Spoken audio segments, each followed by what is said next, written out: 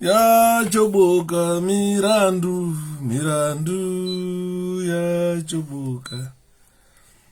Ona zina ranga ine zina ranga rachoboka mirandu, mirandu yachoboka yeye.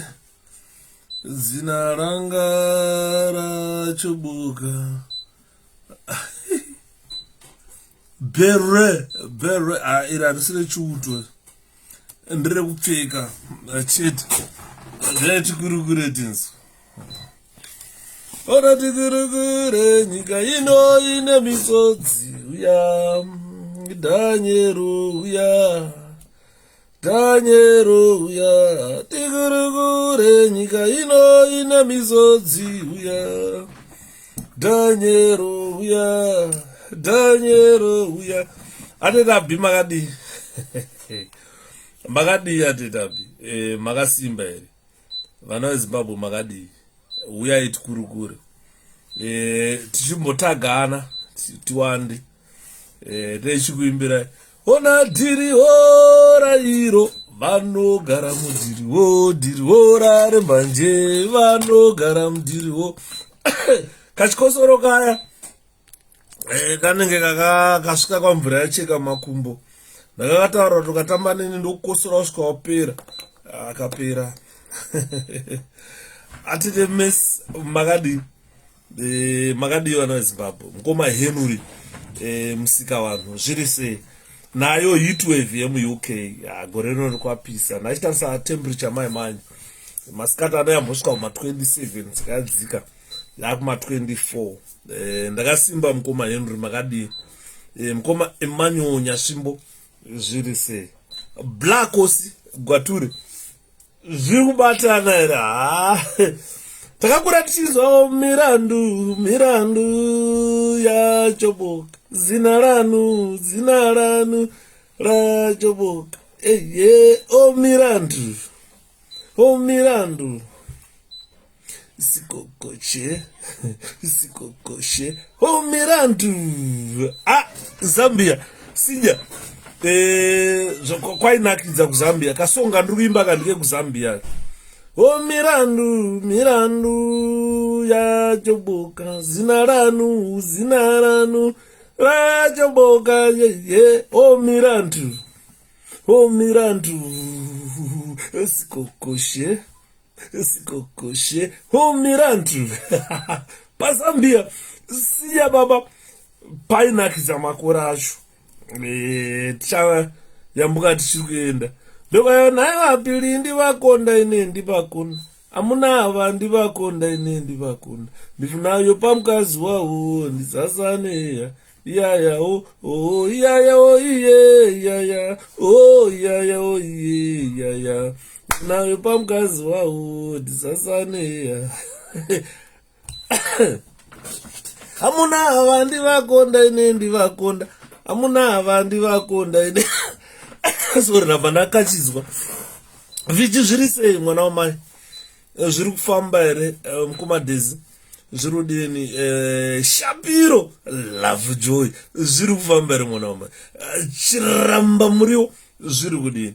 Amuna ava ndivakonda ine ndivakonda chejudawo ndivakonda ine ndivakonda ndifuna kuyo pamukadzi wawo tisasane ine sindiwo pamukadzi ndifuna ndipese mukadzi wawo tisasane iyaya wo o iyaya wo iye iyaya o iyaya wo iye iyaya ndifuna kuyo pamukadzi wawo tisasane ondeke ondeke.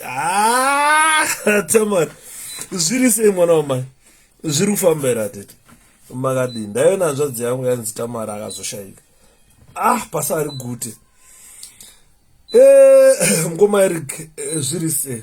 Ndakachitarisa enda kufoni yacho. Ndaita mufoni mangu zviri kufamba here atete ivi makadi? Ndaita mufoni mangu foni yakanaka. Ona dhiriwo rairo vanogara mudhiriwo, dhiriwo rarembanje vanogara mudirwo dirwo rairo vanogara mudirwo dirwo rarembanje vanogara mudirwo vakomana vanogara mudirwo dirwo rarembanje vanogara mudirwo musatambe navo vanogara mudirwo dirwo rarembanje vanogara mudirwo dirwo ravakomana dirwo rarembanje vanogara mudirwo vakomana vanogara mudirwo dirwo rarembanje vanogara mudirwo dirwo ravakomana dirwo rarembanje vanogara mudirwo fochu abamba Yuda ine bwinutu bwanja chimwene bwanji kumeneko vanogara mudirwo dirwo ravakomana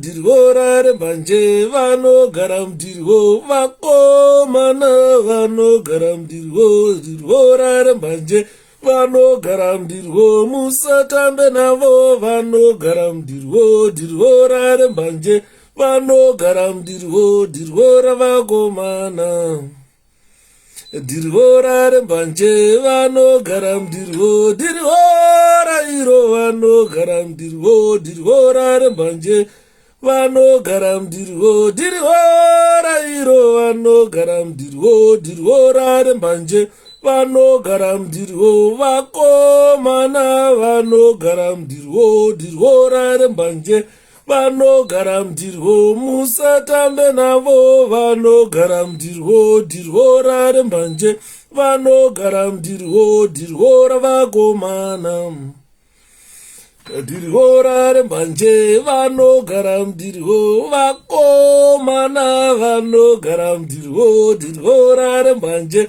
vanogara mudirwo voisi rangu radzoka nega wega uyanzwa kuti panapa pakuimbwa zvine mutinhimira kuti Sirivia namaidei uyai mondinyaradze vana vangu Sirivia namaidei uyai mondinyaradze vana vangu mhiripiri nyoro inovava usamedza mhiripiri nyoro kuvava usamedza mhiripiri nyoro inovava mhiripiri nyoro kuvava mhiripiri nyoro inovava usamedza mhiripiri nyoro kuvava usamedza mhiripiri nyoro unovava mhiripiri nyoro kuvava mhiripiri nyoro inovava usamedza mhiripiri nyoro kuvava usamedza unongochita kutapirirwa nai chuto chinonakidza ichi asi mudhara wedu ponela ndablogwa mudhara edu ponela ndablogwa musabloga ponela mudhara wedu anda kudzidziswa kuti azive kuti Sirivia namaidei uyai mondinyaradze vana vangu Sirivia namaidei uyai mondinyaradze vana vangu iyo mhiripiri nyoro inovava mhiripiri nyoro kuvava mhiripiri nyoro inovava samedza mhiripiri nyoro kuvava. Hi, how are you doing today, my brother? I am well. Mkuma progress yamande zviri kufamba rekari simba rase shoniwa zviri kudini. Let's tag more people, guys. Vanhu vazhinji vanosara. People are asking me, where have you been? Where are you, Shepherd? Auchaiti my live on Facebook. Honestly, guys, I've never missed doing live on Facebook. But when I was in a data, and especially those who watched from Zimbabwe, avasina data rekuona. Saka vanenge vachibvunza hanzi inini handosvika live on Facebook. I am live on Facebook almost every day. I've never missed the live on Facebook. Kazhinji kacho ndogona live on Facebook ndichienda kubasa kuseni. Ndosvika ndospenda 12 hours on a shift. Panodzoka kweka I'll be naked. Nendakaneta, guys. Nendakaneta honestly because 12 hours wakamira. Uchimhanya maward, uchimhanya uchita sei, ogara pasi 40 minutes umwa cup of tea. That is not a joke. I spend a lot of time ndakamira. Saka people asking me,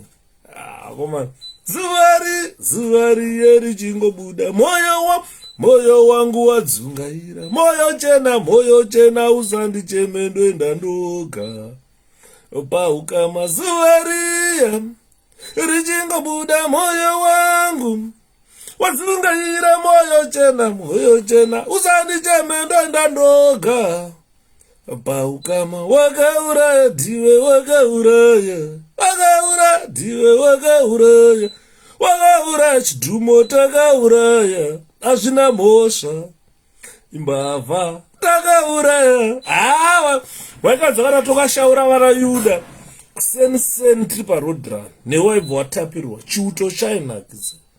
Zuva riye richingobuda, moyo wangu wadzungaira, moyo chena usandicheme ndoenda ndoga paukama. Wakauraya ndiwe, wakauraya chidhumo takauraya, hazvina mhosva imbavha. Kakakaipa ikaka ndo maimbira ataita chinakiro. Nyaya ndoda kutaura panapa nhasi inyaya yekuti hakuna chinhu chinonzi uroyi chinopfuura uroyi hwatiri kuona huri kuitwa neZANU-PF. Zviri kufamba here mukoma Nelson? Hakuna chinhu chinonzi uroyi chinopfuura uroyi huri kuitwa neZANU-PF. Hazira pari imi morari fari usadherera magajiri. Bhazi rikauya rakazara manduna, yeye ndinotemba naYudha. Wakambokadzwa here kako? Hanzi bhazi rikauya rakazara magadhi, yeye ndinotemba naYudha. Bhazi rikauya rakazara magaigere, ndinotemba naYudha, ndinaye wangu wandakapiwa nababa, ndinaye Yuda mutsvuku, ndiri mutsvuku zveshuwa, wandakapiwa nababa. Bhazi rikauya rakazara manduna, yeye ndinotemba naYudha. Pakaipa hanzi anafari imika pakaipa. Pamana takumhanya kusini, baba vaZimondi tokumbira komandi tamanyatanita, kumbira komandi komandatina, kumbira komandi tamanyatanita. Ikako ndakati kanonyanyira kuimbirwa President Nelson Chamisa kuti baba vachamisa tokumbira komandi tamanyatanita, kumbira komandi baba vade hanzi baba vanero tipeiwo komandi tamanyatanita, iwo komandi baba vachamisa tokumbira komandi tamanyatanita, komandi komandatinaye, komandi komandatinaye, komandi komandatinaye, komandi. Icho ndo chokwadi. Vana veZimbabwe tamhanya taneta, tamirira komandi chete kuti ngatisimukei tiite izvi, toita izvozvo. Zvamakaona zvakaitwa nevana vekuSri Lanka, vakamhanya sekumhanya kwataita. Sri Lanka, remember guys, kwaiva nevanhu vainzi maTamil Tigers. Tichikukura kuma 1992-93 taiverenga a lot about civil war in Sri Lanka, where people were fighting the Sri Lankan government. Kwaiva twainzi tumaTamil Tigers during that time. Ngomafidza zvirize pakanaka pano. Baba vanero tokumbira komandi tamanyataneta, kumbira komandi komandatina, tokumbira komandi komandatina, tipeiwo komandi tamanyataneta. Hanzi bhazi rikauya rakazara mashango, azi baba ndinotemba naYudha. Prosper Nyamaro, zviri kufamba here? Nyaya tikutaura panapa, tikutaura uroyi, witchcraft. What we call witchcraft is when you see a gang of very, very old people. Very, very old people. These old people, they've started preparing or planning for 2023 elections when they've never fulfilled their 2018 elections. This is what we call witchcraft. angapinde ake mukomana angapinde zambeni kwacha ndosaka maona nhasi ndataka kupinda nemorari wekuimba zangarewo hatina kupinda nazangarewo tapinda naapiri aiwa apiri ndivakonda ine ndivakonda aya takuimba dzekusija tu paja pazambia paja ife tatopatu tikufuna kuti zimbabwe ichite boma rija rakutichi mukapita kuzimbabwe mumagura ako ndarama zigure tifuna ndarama zigure ukapita kuzambia ndarama zanu inu zimagura so pano tikuti ife zimbabwe ipange ngati zambia zimbabwe ipange ngati sri lanka kuja anatopatu analinda achisirunga mnangagwaja anatopa anati iyai ife tatopa achimwene tichose tichosani president apresident achoswe anachosa president kusri lanka antu anatopa tu kuimira basi sisibwera hanzi muri sei mungoma yudha zvabuda pachena zanu iri kuda zvehondo ndo zvavataura hanzi maona vhidhiyo yakaitaurwa iyai kuzanzi tikati pasi pasina Chamisa tukure hanzi Chamisa ngaurayiwe. This is from ZANU-PF and these guys are telling the world point blank, they are not hiding behind they are saying they've been sent by Emmerson Mnangagwa to make sure that Chamisa is killed, and a video is circulating where a ZANU-PF member has been heard or has been held a meeting with other ZANU-PF gurus to say, let's go and kill Nelson Chamisa. I told you last time that these people, they are blocking roads. They are throwing matombo, those big balls, to Chamisa's vehicle. They are shooting at Chamisa whilst he's driving around Zimbabwe. Because these people have been given an order to say, go and kill Nelson Chamisa. Now you have heard them. Naitaura chete vana Yuda, vasingazozvifumure vega, maiti Yuda anonyepa. Takanzwa anaponela wachiyashita, ndamutaga aponela, angoseka. Zenda ndamutaga angoseka. Ndiri kuimagina a very, very old president, the oldest president in Sadak region, who is almost 87 years old. He's giving orders to his people to go and kill opposition president. This is what they are saying. Baba vachamisa tokumbira komandi tamanyata neta umbira komandi nero tipeiwo komandi tamanyata neta peiwo komandi onero tipeiwo komandi tamanyata neta okomandi komandati naye okomandi tamanyata tokumbira komandi tipeiwo komandi tokumbira komandi tipeiwo komandi tokumbira komandi baba vachamisa tokumbira komandi tamanyata neta ataneta zvechokwadi ukaona vakubuda pachena vega vakutaura their intentions hata katumwa na president Emmerson Mnangagwa kuti Chamisa ngaurayiwe. Chamisa is my everything, don't kill him. He is the heartbeat of Zimbabwe at the moment. So ZANU-PF is going around the country telling his supporters to kill Nelson Chamisa. When we were told that Chamisa is not welcome everywhere in Zimbabwe, we thought it was just a joke. But today they came out open. They said they want to assassinate President Nelson Chamisa. Hazi namkoma tum mazanu imuka dzevanu. Yeah. Problem iri apa ndekuti ZANU-PF yakuderera. Scala has been remanded in custody.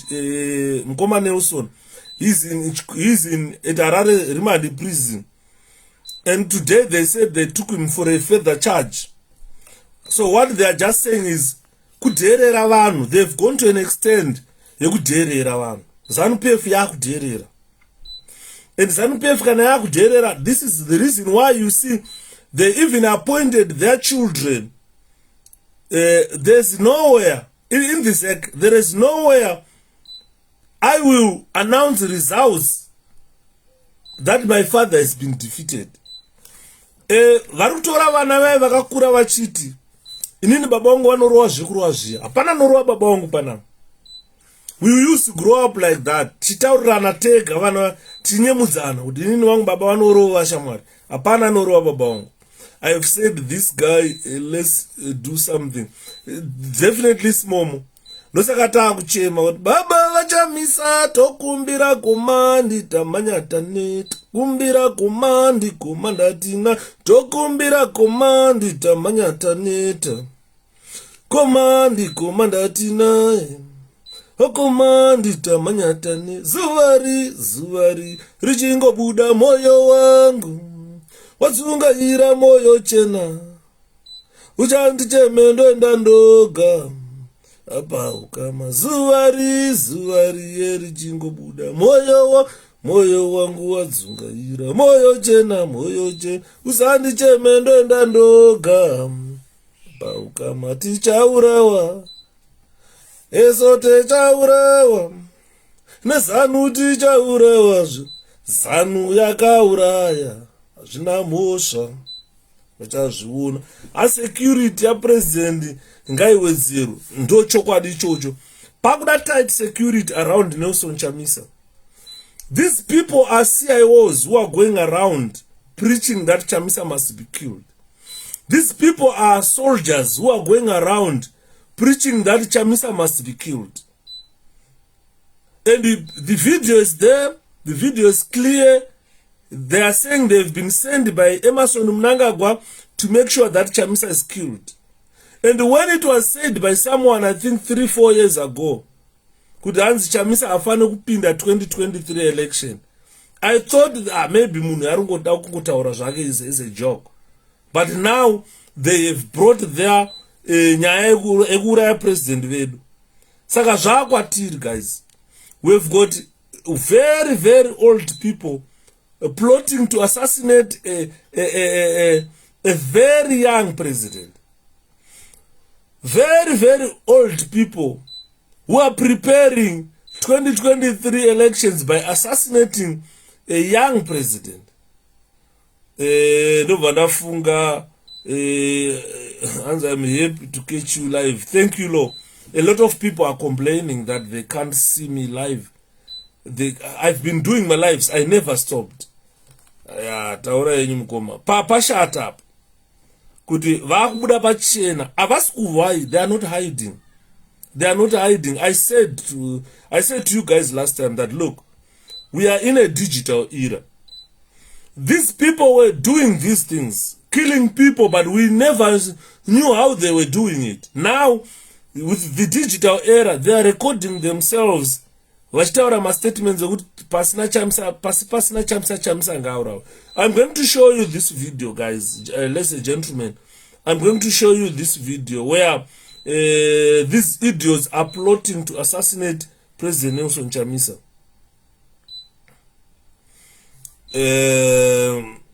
Zuvari anzi maybe magadzima notification yenyu.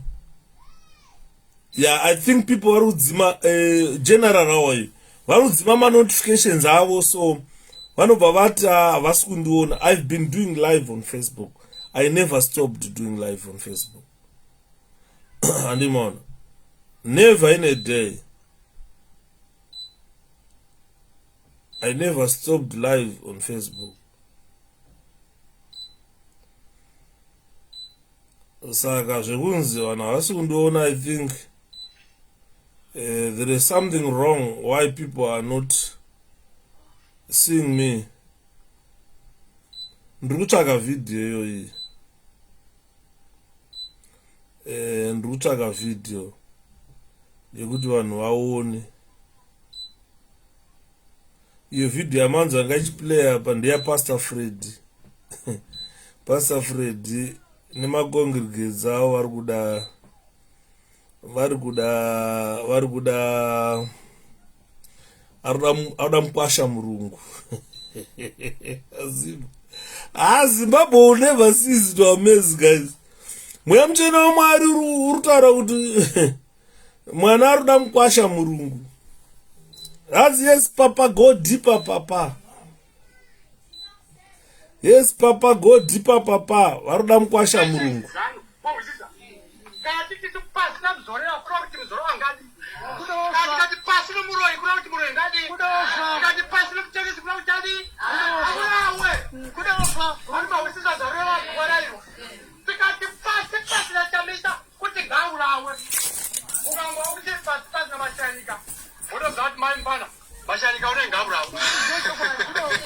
Musoja.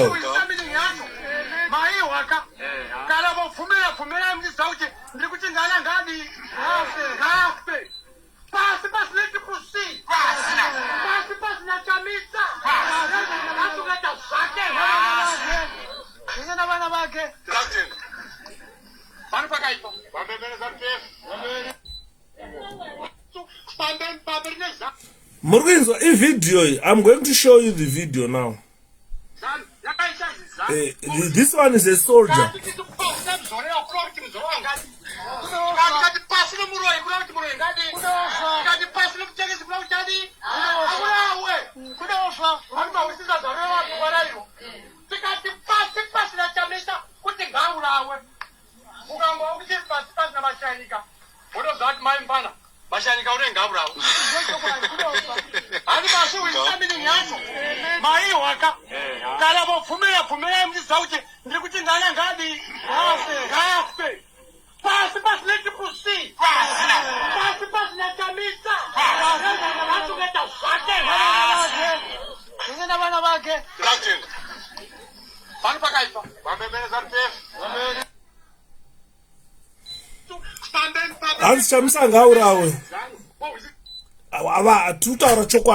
This guy is a soldier.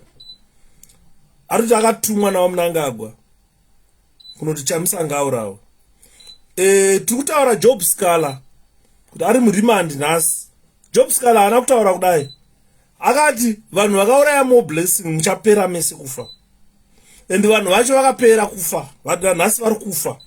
So zvakataurwa na𝗃𝗵𝗲𝗆. Haana kuincita violence. This is an incitement of violence. Arutaura kuti chamisa ngaurawe. Apa mukanzwa nyaya regai ndikuverengere. Uyu munhu is a soldier who's saying he was sent by President Emmerson Mnangagwa to make sure that Chamisa has been killed. Chamisa must be killed. This is what he's saying. So we are not going to let President Chamisa being killed. Azvisi kuzoita. Izvanhu zvopa hasha zvanhu zvakadai izvi. Ndachiverenga nyaya. Ndakutaurirai. I want you guys to understand. Kana ndichitaura inini kana ndichishaura batai mazwi kuitira mangwana. Vamwe vanozodudzira nepasi. Vamwe ndo vanovamba vachiti hazvisi zvake. Kuti mubate kutaura kwangu. Hanzi ex-prison officers fall on hard times. Resisting vacating state houses, says prison boss. Mgoma Brighton Magadi. Hanzi na Zmond, ndaudara Zmond.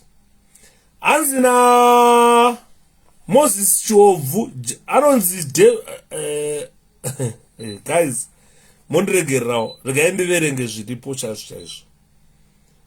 And a huge number of former prison officers are resisting vacating Zimbabwe prisons and correctional services accommodation after retirement, after falling on hard times. Commissioner General Moses Chovu has revealed.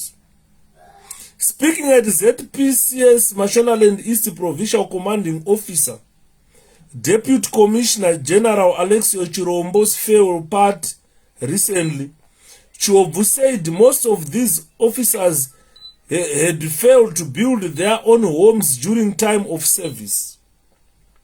The event was held in Marondera last week. 𝘄𝗵𝗲𝗃 urged his officers to plan for life after retirement to avoid becoming destitute. He said, "I am urging you members who are still serving to take a leave from Deputy Commissioner General Chirombo, who planned well in advance for his retirement, as he is now going to stay at his farm. He is not going to give us problems by refusing to vacate the organization's house. Let us all reflect on the well-served life of Chirombo and demystify the retirement phenomenon and view it positively as a time to rest after working tirelessly serving the country and developing ourselves." Chirombo was appointed head of Mashonaland East ZPCS in 2016, where he implemented Zimbabwe's first female prison in Marondera, which has been in operation since 2021. Right. Pandaverenga ripoti ndanzwa hasha. I'm going to explain to you kuti sei ndanzwa hasha. Nosaka manu ndataura kuti a group of very, very old people are planning a 2023 election without fulfilling 2018 election promises. This is part of the presentation today. Let me discuss this first. 𝘄𝗵𝗲 ari kutaurwa panapa anonzi Moses 𝘄𝗵𝗲. He is not a trained prison officer. I'm better trained as a prison officer than Moses 𝘄𝗵𝗲. 𝘄𝗵𝗲 is not a prison officer. Haatozivi kuti mbanditi anosechwa sei. 𝘄𝗵𝗲 anonzi commissioner general of prison haatozivi kuti mbanditi anodya chikafu chakawanda sei. Haatozivi kuti sero rinosechwa sei. Kana uchisecha musero unotsvaga chii. Upenyu hwake 𝘄𝗵𝗲 haana kubva aescota musungwa kubva naye mujeri kunomutora unosvika pajeri kuseni moita inonzi unlock, moverenga vasungwa kuti vangani. Vasungwa mapedza kuvaverenga mouya maprison officers vaallocatwa places of work to come and take your prisoners. Votora vasungwa vauri kuda vobuda woenda kubasa. Hatomboziva kuti gang revasungwa rinoescotwa sei. Hatomboziva kuti kana uri kumunda kana uri kubasa unotarisa sei vasungwa vako kuti vasatiza. He has never done that. He has never done that.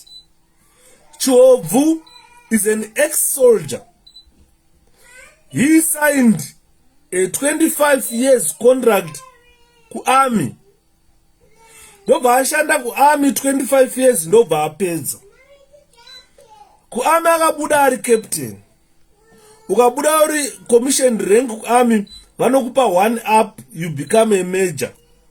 Sa retire ku army akauya ku prison kuzopinda basa ku prison ari major. Ku prison vaiti unenge uri superintendent. Right. Auya ku prison haana kuenda ku training yekuziva kuti vasungwa vanochengetwa sei.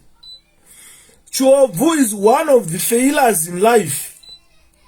A person who worked for the army ndobva abuda ku army asina imba yekugara. Imba yaari kugara ndeye prison. Kana akavaka imba akatozovaka nemari yeku prison. Haana kuvaka nemari yeku army. He did nothing nemari yeku army. Akabuda ku army iri tsuro asina chaunacho. Haungataura kuti waseva your country for 25 years. You go and start saving again kutanga kuti gore 1 kutanga kupinda basa futi. Saka ndiri kushamisika kuti ndiChiobvu uyu ari kutaurira maprison officers kuti iye akashanda 25 years ku army haana chaakavaka. Akuya kutanga imwe contract atove nekuma 24 years now ari mugadhi jeri. kana achivaka kuba kwaari kuita kujeri. Haangatuke ma-prison officers, ma-ex-prison officers, kuti anzi ukarega kuvaka unoita destitute. Ngatitaure inini pay yangu inini, ndautaura pay yangu, asi ndautaura pay yemwe munhu. Asi ndautaura pay yemwe munhu, ndautaura yangu pay. Pay yandaihora inini kuprison. Ndanga isingakwane kutenga boots. The whole month ndaishanda. Ndakatepesera kutenga boots inini, I think mna 1998. Ndopa ndakapesera kuhora mari yaitenga boots. Patakatanga kupinda 1999, mawo veterans akombanzetwa apuwa mari. Inflation yakatanga kukwira. Kwakusati kwane MDC, kwakusati kwane ma-sanctions anotaurwa nezvaanoimbwa nawo. Mari yanga isichatenge. Ma-sanctions akakuvadza Zimbabwe, iZANU-PF government yakaprinda mari ikamwaya mari muvanhu. ZANU-PF yaifunga kuti mari mapepa. Vanotora mapepa voisa mureserve bank, voprinda as much papers as possible. Vopeya vanhu. Haisi mari iyoyo, pepa rere haisi mari. Ukaverenga pepa rere akanzi I promise to pay the bearer. Ukariverenga pepa rere.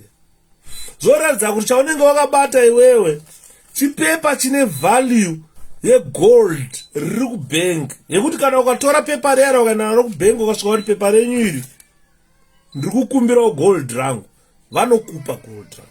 Riri equivalent to amount of money yawakabata. Handiri kuudzwa nyaya yatiri. Saka you find kuti ZANU-PF yanga isina gold deposit to sustain the paper that they printed as money, and that caused inflation. Because vakaprinda mapepa aya hobo kupfura goridhe ravanaro, saka zvakabva zvakonzera inflation. Vaipiwa ma50,000 madhara plus, ndichataura dzimwe mari dzavakapiwa. Saka ndinonzwa kurwadziwa zvikuru. Ndisaka muna ndichitaura kuti the Sri Lankan type of removal yeZANU-PF government is overdue. Hazvina basa kuti uri weZANU kana kuti uri wechii, nekuti weZANU wacho kana ukashanda imomo mugovernment muprison service macho, usingahore mari inokwana kutenga boots, usingahore mari inokwana kuendesa vana vako kuchikoro, you will just go home and be a destitute. A lot of prison officers back home, former prison officers, are destitutes because of vana 𝗃𝗵𝗲𝗊. If 𝗃𝗵𝗲 danga asina kupinda kubasa ku prison, he was gonna be a destitute, as I'm telling you. Ex-soldiers in Zimbabwe are destitutes. But instead of the destitute, akabva apinzwa basa ku prison. Akatorwa nana Zimondi kunzi wabuda usina chaunacho. Wabva ku army usina kana anything. Chuya omboshanda panapa. Ndoba akatanga kuzotanga kuenda ku prison, kuzotanga kushanda mari yekuti akuvakawo imba. Kana ane imba yakavaka 𝗃𝗵𝗊, imba yakavaka nemari yeprison. Andi murikuona. Munhu waari kutaura achiti Deputy Commissioner General 𝗃𝗵𝗃𝗁 haasi mugadhijeri. 𝗃𝗵𝗃𝗁 akauya kuprison ari sajeni. Achibva kuarmy ari sajeni. Anga asina kana imba yekugara. Anga asina vachiuya vanhu ava. Ndakavaona vanhu vachiuya. Havana kuya kana hapana kauya nemota apa. Vakauya ari mapedestrian vachifambawo sesu. Vasina chavanacho. They came, I saw them coming to prison. I was a prison officer. I saw these people coming. Nhasi ndo vakumira vachitsvinyira ma-prison officers. Kuti hanzi unofanira destitute ukarega kuvaka. Anovaka nei? How much are you paying a prison officer? As I'm speaking, prison officers are getting $600 the whole year. $600 annually. Inovaka imba ipi? Kana ukada kunovaka kuruzevha chaipo chaipo, unovaka imba ipi? What type of a house are you going to build kumusha kwako? $600 inotenga mabhegi esimende mangani. saka unontaura kuti munhu ari kushanda gore rese haachadya, vana haachabhadharire kuchikoro, mukadzi haachapfeki, vana havachapfeki, nenyaya yekuti uri kutaura nai munovaka $600 a year annually.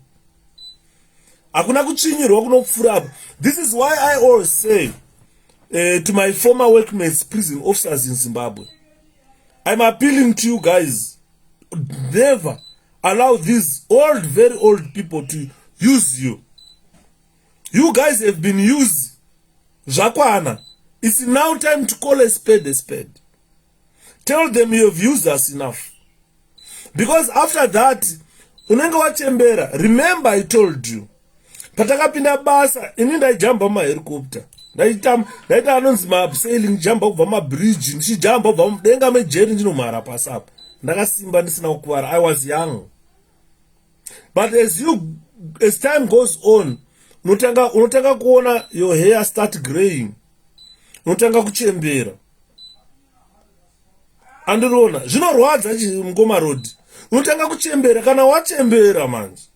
Vanhu vakuita zvaunoda newe, vakukuona ise marombe. Chinondirwadza ndechekuti Chiobvu, when he's reading something stupid like this, he's looking at the prison officers as people who do not reason. He's telling them that, oh, shame, you are now a destitute because of this. Urikona. Ari kutaura kuti vari kurambira kubuda mumba dzejere. Because they are now destitute. Why didn't they build? How much were you paying them? Ndakuratidzai check yainzi bhadhara yema-quadrillions. Those quadrillions which were paid to that bank, those could not buy anything. Hautenge kana sweet kana chii. Saka now, this is the mentality of ZANU-PF government. Yako kuchinyirai. It's a shame that all those who spend 20 years in the army, all those who spend 25 years in the police force, all those who spend 25 years in the prison services, this is the treatment you get. Vanambava vainzwa zvavakutaura. Chiobvu imbavha, a non-criminal. Andimurikona. Ari kutaura that I'm urging you members who are still serving to take a leave from Deputy Commissioner General Chirombo. Makamboona here mimi mugadzera achiti raseva 25 years kuprison, obva abviswa unoseva futi kudhumwe 25 years kuarmy. Chiobvu ane 50 years, ane 42 years achishandira government. Kubva 1980 Chiobvu anga ari musoja. Kusvika apedza kuchisoja 20 years, ouya ojoina prison. That means ane 23 years ari mugadhijeri. For the past 43 years, Chiobvu has been working for the government. Woshanda 20 years, I'm all retired. Woya woshanda ku prison 23 years now. Ari kujeri. Andimurona. Ndiye munhu ari kutaura kuti hanzi I'm urging you members who are still serving to take a leave from Deputy Commissioner General Chirombo. Chirombo is an ex-soldier. Akatora pension yeku-army. Ouya nayo akushanda futi ku prison. Ukatoreme yai pension yechi2 yaari kutora. This is fraud to the government. Kuti munhu 1 anotora mapension 2 kuhurumende imwe chete. These are not different governments. This is fraud to the government. So if you guys don't do something, definitely Mkoma Thomas, if these prison officers vachingorara vachitukwa like this is painful. Kuda ukataura munhu akutora pension yechi2 hanzi take a leave from munhu akutora 2 mapension from one government. This is fraud. Patokutaurirai vanhu avaimbavha munofuka toramba tonchinyepa. This is fraud. Alexei Chirombo is taking second pension from the same government. He served in the army, retired, got his pension, came to prison, served in the prison, and is retired now. He's getting another pension. 2 mapension kubva kuhurumende 1. That is fraud. Vanhu vari kunzi take a leave kune a failure like this, who served 20 years in the army, failed even kuendesa vana kuchikoro, failed kana kudzidza, failed kuvaka kana imba, came to prison kuzotanga kuba futi. 𝗃𝗵𝗲𝗃𝗵𝗲𝗃 cool. That link for truck drivers and give me the link. Ndichatarisa ndoona kuti ichiripo here mishonga. Andimuriona. Akutaura Jehovah, this is not going to give us problem. How can a person ane 2 mapension opa problem? What type of problem does that person give you? Munhu akauya ari anga ari Lance Corporal kwete sergeant. Akabuda basa ari Lance Corporal kuAMU is a reject kuAMU. Ari Lance Corporal buda basa. Opa pension always could rise from Lance Corporal to a deputy commissioner general. Otora second pension from the same government. That is fraud. No one Emerson Mnangagwa. Panishitara Mnangagwa imbava. This is exactly what we mean. Vanava imbava. Ukanapa vaitaura kuti ngetora kubvisa thieves surrounding Mugabe. They were removing one vaiona kuba umbava hwavo. And now it's open. Vakunyatso kuba pachena zvokuti hamuna zvamunovaita. And vari kudherera. Andimuriona. Arutara Chirombo was appointed head of Mashonaland East ZPCS. Adi kutaura gore rakapinda Chirombo basa. Kuti Chirombo akapinda basa gore ripi. Achibva kupi. How old was Chirombo? And how this is second pension. They don't mention that. Saka techidati vana veZimbabwe mukabva tichitaura kuti we want this Sri Lankan style of removal of government. This is what we mean. Tine vana vasina kubva vamboshanda in life. Kids who are in Zimbabwe vakunosvika 42 years who never worked. Chirombo is jumping from one government department into another, getting pension first, getting second pension. Iwewe hauna kumboshanda life yako yese. Watosvika 43 years. Ndopa unonyatsoona ukagara pasi ukabata rushaya unochema. Because since you were born, ZANU-PF government condemned you to a pauper. Vamwe vakaenda kuzvikoro vane madegree.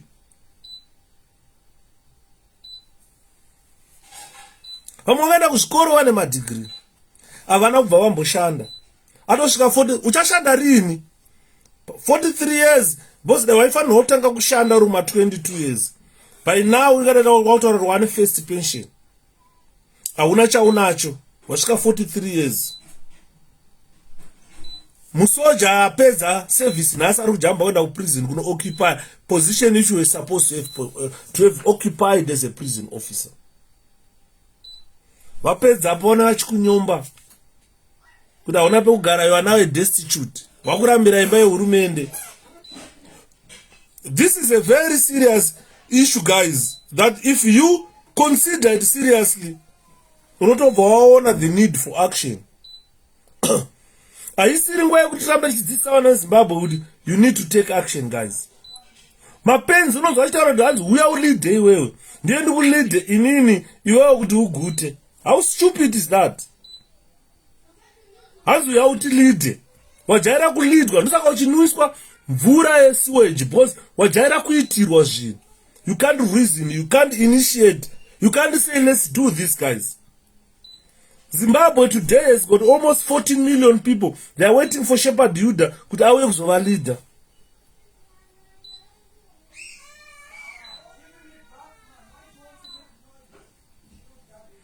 It's so sad, guys, so sad.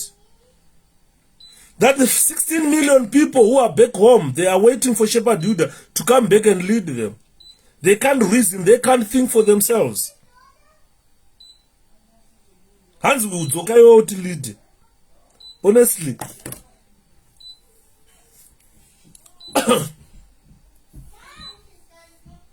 Ande murukunzo. Varudati 𝗃𝗵𝗲𝗃𝗵𝗃 adzoka ava lead. They can't lead themselves, they can't reason. 43 years now. Haunobva wamboshanda, uzive kuti salary yakamira sei. Hauna payslip upenyu hwako. Yekuti kana taakutaura nyaya dzekuti akubasa kwainakidza. Iwe unotohwanda kugara uko kona. Bhutsu yaunenge wakapfeka ibhutsu yemubhero. Dzoraswa, bhutsu kuraswa kunoku. Vanhu vekunoku ndakataura last time, vakomana vekunoku zvavanoita. Vakatenga bhutsu, havaite zvatoita isusu. Ndondatenga bhutsu ndaona yakanaka ndoda kuitenga. Vanongotenga bhutsu wopfeka. kana apfeka for 1 month 2 months yakuchema kana yasviba vanochinja vanoenda kuJD vonotenga bhutsu $147 Nike opfeka ipapo otora iye abvisa some plastic paper okanda mubhini. Panenge pane bhini rebhutsu ndo rinozotorwa iroro roiswa bhero rounzwa kuAfrica, ndo yaunopfeka iwewe kuti uzive bhutsu nyowani upenyu hwako you never haufoka iwana bhutsu. Hembe vanongotora vakomana muno vanoenda kumapatika mabhawa anokuza nhasi anotenga nhasi hembe yekunopindisa mubhawa achingobva mangwana kusena unyanisa ukanda mubhini dzotorwa hembe dzedzowachwa ndo dziri kuya kuAfrica ndo dziri kupfekwa. Vamuri kuona vachitishainira apa vakapfeka vakachena vanenge vakarova hembe dzemubhero dziri kuraswa nevakomana muno. Upenyu hwako hwese unenge wakapfeka hembe yemubhero, hauna hembe yakambopfekawo nyowani kunotenga mushopu unoda kupfeka hembe nyowani. Zvinhu zvinondirwadza izvozvo andiri mona. Ini ndokurwadzirwa iwewe uri kuZimbabwe. Utadza kunzwa kurwadziwa wega munhu. Kuti mararamiro andiri kuita, this is not a normal life. And this life can change. Kana ZANU-PF government yabva.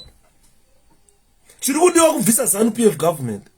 Toisa vanhu vanotarisa upenyu hwedu, vanocreate mabasa, vanocreate environment yekuti mainvestors vauye. Hakuna investor anouya ukatarisa board yaMoBlessing I invite my investors.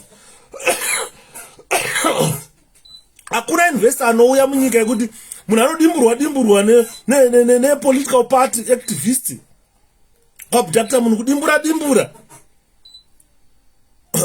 board yeswa pa internet vanhu ona ndo zviritika kuZimbabwe wotanzi investor anoyazvisa mari yake makadaro.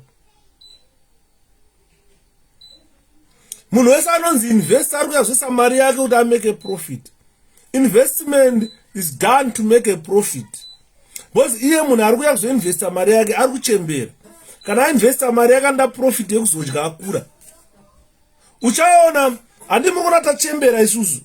Tasvika 50 years isusu. Ndokupai 20 years from now, patosvika 70 years. Kuti mutarise zvichembere zvinenge zvakazara muZimbabwe. 90% yezvichembere izvo zvese izvozvo hapana chakaenda kubasa.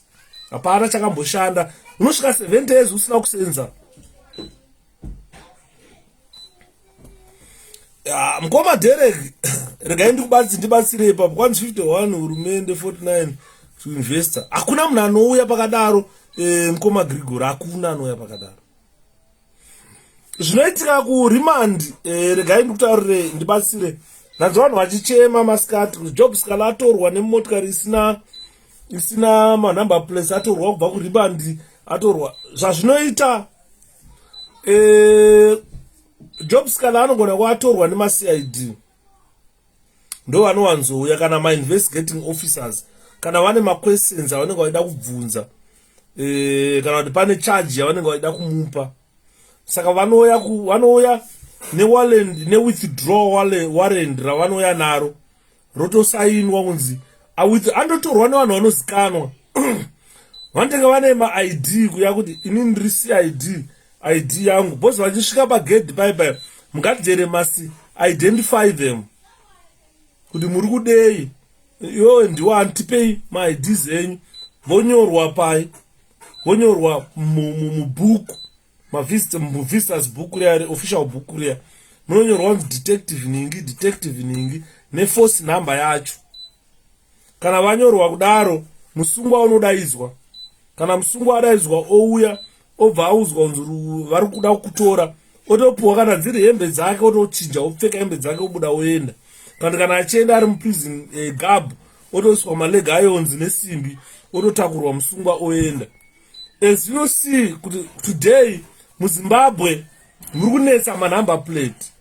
Motikari dzemaCIO dzavanoshandisa kuabducta vanhu vachitora dzedze. Kazhinji kacho ukatasa manumber plate anenge aripo anenge ari mafake plates haasi maplates. Unoona number plate yebhazi rekwaMucheche yakaiswa pamotikari.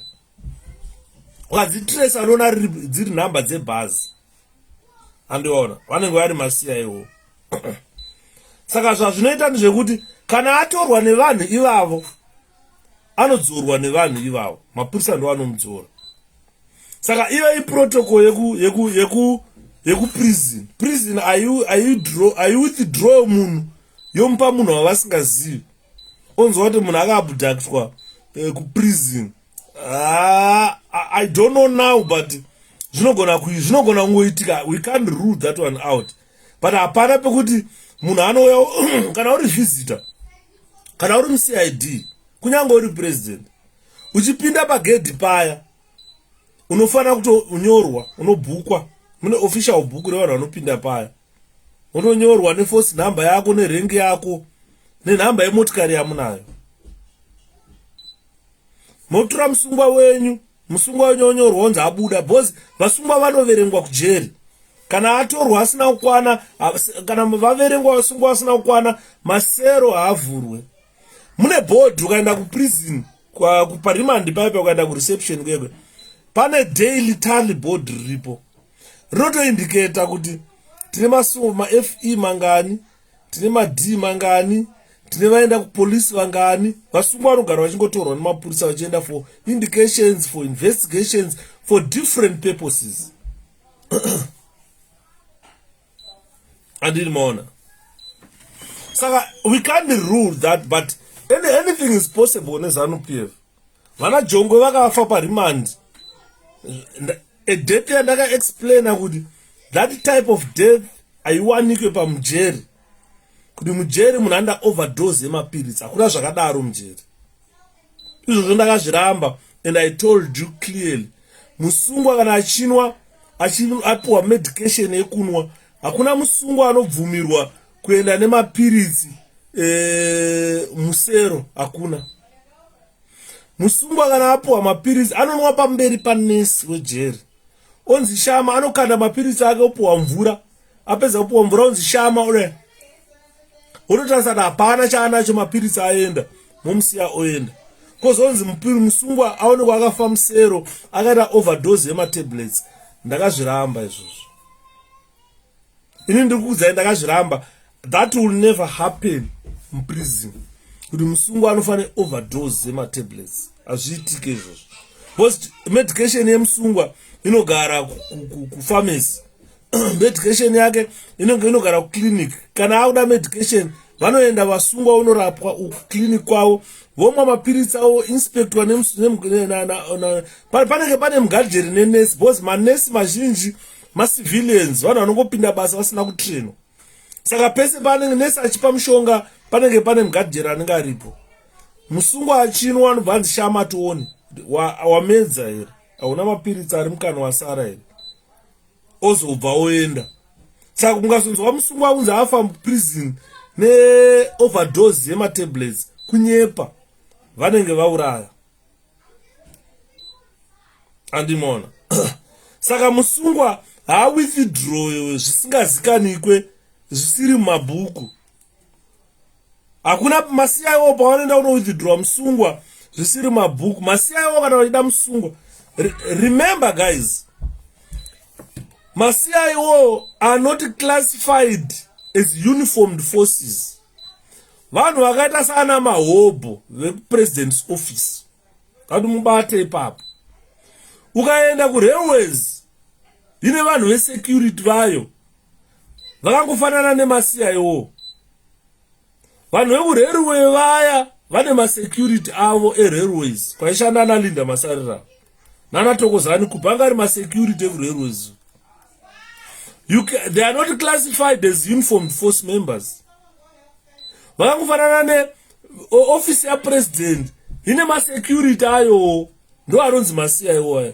They are not members of the force. Macivilian ayaya, they are not members of the force, but vanongotrainwawo zvinoenderana nekubasa kwavo. Kanzuri yega yega ine masecurity ayo. They are not members of the force. Anonzi members of the force kuZimbabwe, the Air Force, ZNA, ZRP, ZPS. These are classified as members of the force. Nosaka muchiona tichitikana vanhu vachitikana vakaenda kuindependence parade, panenge pane 4 detachments. Hapana maCIO, they don't form a detachment because they are not part of the security forces in our country. ukaenda kuRufaro Stadium kana National Sports Stadium panoitwa Independence, number 1 detachment is Zimbabwe National Army, number 2 detachment is Zimbabwe Air Force, number 3 detachment is Zimbabwe Republic Police, number 4 detachment is Zimbabwe Prison and Correctional Services. These are the 4 detachments which comprise our security forces. Aufokona pane mCIO ipapo azvite. MaCIO, they are just as good as security NRZ. Basa ravo vanoshanda kupresident's office. Vanopuwa maduties ekunzi endai munogadha kupresident's office, endai munogadha kuborder uko. Muchiona kuti hapana zvinhu zviri kubuda illegal here. MuCIO basa rake kutarisa iwewe mugadhijeri, kutarisa iwewe mupurisa, kutarisa iwewe musoja, kuona kuti hapana zviri illegal zviri kuitwa here paborder. Hapana here varida kuuraya president. Hapana here mari yenyika iri kubiwa munyika. Vakangofanana nana mahobho ekurailway vaya. Hapana chinoshamisira chinonzi chinoitwa nemuCIO. Ndosaka uchiona vari very much involved in politics, because kurarama kwavo kupolitics, kupinda basa kwavo ipolitics. Kuarmy haupinde nepolitics kuarmy. As long as uri muZimbabwean wakwanisa 18 years une required qualifications, unoenda kunopinda chisoja. Recruitment yearmy is open. Recruitment yekuCIO haisi open. Kunogona kunzi tikuda mwana waDidmas zviitwa kuZeki izvi, tikuda mwana wasekera mai, tikuda mwana wanhingi ngavauye vapinde basa. Havapindi. Recruitment yavo is open because chimahobho. Recruitment yekuForset is not open. Vanhu anorecruita zvaanoda zvisina anomuna. Andimona vangofanana nana mahobho ekurailway. Saka nyaya yati kutaura pana ndeyekuti tine very very old people who are plotting to assassinate President Nelson Chamisa. Andimona tikazvitendera isusu zvinoitika. MaZimbabweans vakazvijamuka zvinoitika. Ndonzwa vafana naEustace vachichema, masanctions atouraya, masanctions atouraya. In 1980, Eustace, na 1990, handidi. Kwakatika inonzi 1990 kwakatika inonzi War Victims Compensation Fund. Kwakusina masanctions, ndo sanction rekutanga kupwanya nyika. Rainzi War Victims Compensation Fund. This fund became a sanction to the people of Zimbabwe, because those people who were tasked to run that fund looted that fund, and the senior government officials were responsible for looting that fund, where monies ended up being paid to their friends and relatives, associates, to their relatives and friends. The War Victims Compensation Fund was tasked to be run by senior government officials, and these people ended up paying that money to their associates, paying that money to their relatives, paying that money to their friends. Ndo sanction ringadai richitaurwa nana Eustace, kwete sanction rekuti tagwire hakwire ndege kuenda kuCalifornia, hati sanction iroro. Zviri kufamba here masoveri, zviri kufamba here mwana wamai. Anda manonoka mbichana, andiri muriona nyaya yati kutaura. Saka you find that the ngatingoriti War Victims Compensation Fund, let's call it WVCF, War Victims Compensation Fund, WVCF. This 𝗪𝗶𝘁𝗵𝗵𝗁, it was established under the War Veterans Compensation Act. Mutemo wenyika wakatoiswa. That was chapter 11, subsection 16. This was made to compensate victims of the war injuries. Vanhu vakakuvara muhondo. Ndikanzwa anzi, I lost my 240,000 all because of these sanctions and my 4 wives are jarara mfana. What I'm telling you, Eustace, I know you were very young during this time. So when the War Victims Compensation Fund was unveiled, probably and rumamai nyaso ndimofana maita kutabvura nyatso muchifuwa didzira rekutsenga and vanga vachiri kumwa mukaka apo pakaestablishwa this fund. And on it was established zviri lawfully, and the intention was to compensate vanhu vakakuvara muhondo. Atete Catherine Makadi Masquerade, vanhu vakakuvara muhondo, they were supposed to be compensated ipapa. Saka you find that those who suffered those injuries during the Liberation War were supposed to have been compensated. So following reports of mass scale looting of the fund, there was a judicial commission of inquiry which was set to make its findings, and the findings shocked the nation.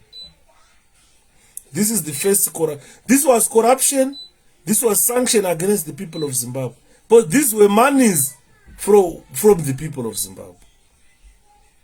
The commission, what it did, Eustace, it unearthed atete Stella mukomade maswera ndaswera monoma pakajwa mari paya pakarwa mari ana zvekutamba. That was a sanction against the people of Zimbabwe. Because this commission went on to unearth a plethora of fake claims facilitated through a myriad of irregularities that included false affidavits, falsification of deaths when injuries were sustained, and exaggerated percentage of disability. As for Dr. General 𝗃𝗵𝗃𝗁𝗃𝗃𝗃,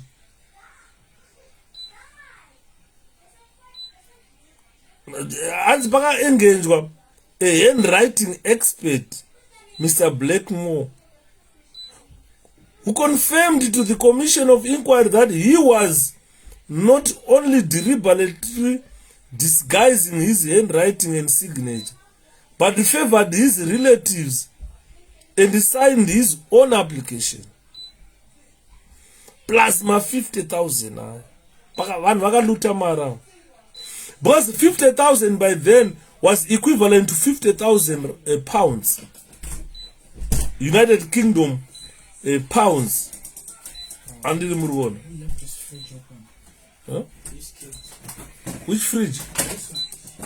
It's making a sound. And I close my curtains.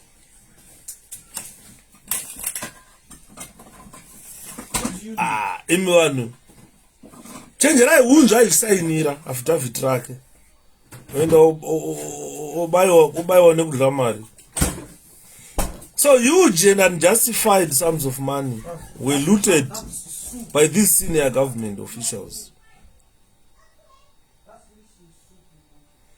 And the other people who were linked to ZANU-PF, they were busy looting. The looting was facilitated by Dr. 𝗃𝗵𝗃𝗃𝗃, who signed medical certificates for war victims and inflated the percentage of disability, among other irregularities. Saka tichataura ma percentage aipuwa vanhu kuti muone kuti ma sanctions ari kuchemwa neZANU-PF aya, ivo ndo vakatotipa ma sanctions, the people of Zimbabwe, kuti kushaike production munyika medu iZANU-PF, kuti kushayikwe mishonga kuzvipatara. It's not about sanctions. It's about ZANU-PF mismanagement and looting of our resources. Hanzi 𝗃𝗵𝗰𝗵𝗰, I wanted kupedza nemi live but tiri vakomana vematrack regai Troy road vaudzei chokwadi. Thanks 𝗃𝗵𝗵𝗁 safe journey mwana wamai, safe journey. Ndinoziva kuti muroad umu hey musakotsira vakomana. Saka a very good example, kwaive neumwe munhu aishanda kuZBC ainzi 𝗪𝗵𝗁𝗁𝗃. Ndofunga hama dzana Frederick Showers.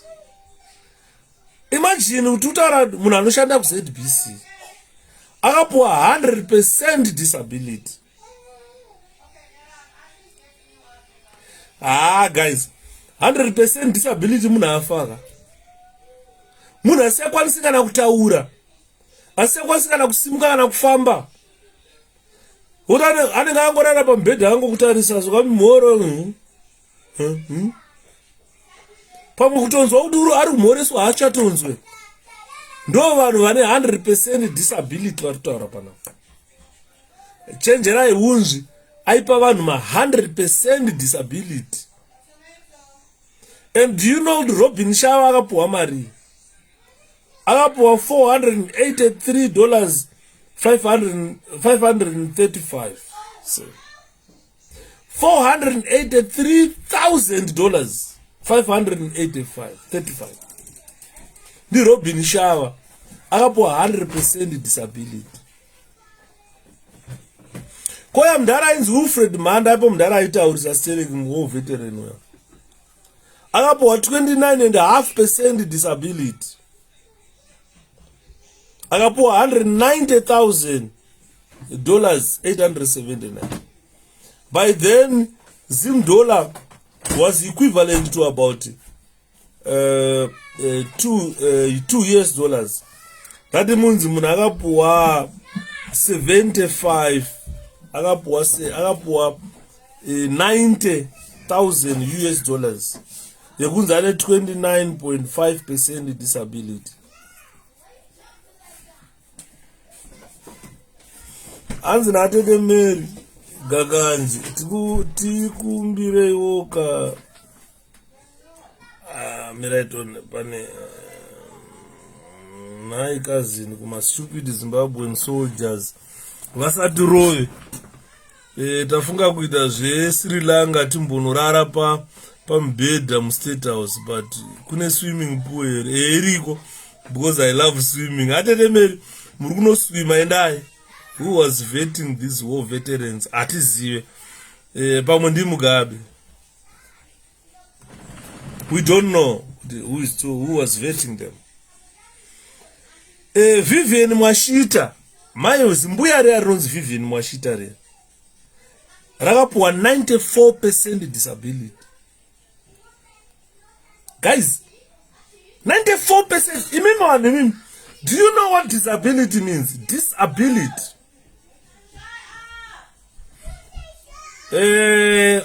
Guys. Guys, do you know disability? Things that you were able to do, you can no longer do them. This is a very simple definition of disability. Vaitenga doro mabhawa ese nedisability. Saka Maria vaka say nayo ese I don't know what vakapuwa mari kuti vakaita sei. Mbuya vanonzi Vivian Mwashita vaiva vakapuwa 94% disability. But anga ari minister ipapo 94% disability. Nobva apuwa iye $579,000, which was about $260,000 US. Yavakapuwa mbuya Vivian Mwashita yekuti murichirei ma 94%. Hamusina chamuchaita, you are bedridden.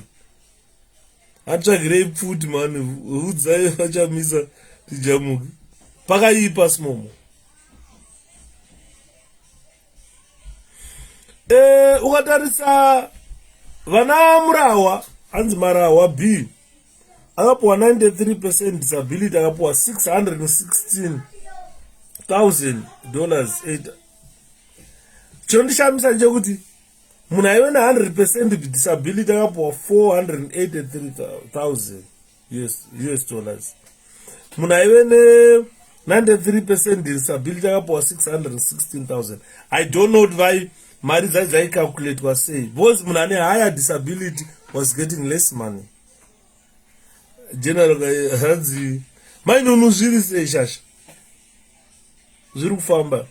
I think this disability is to do with common sense, kushandisa njere.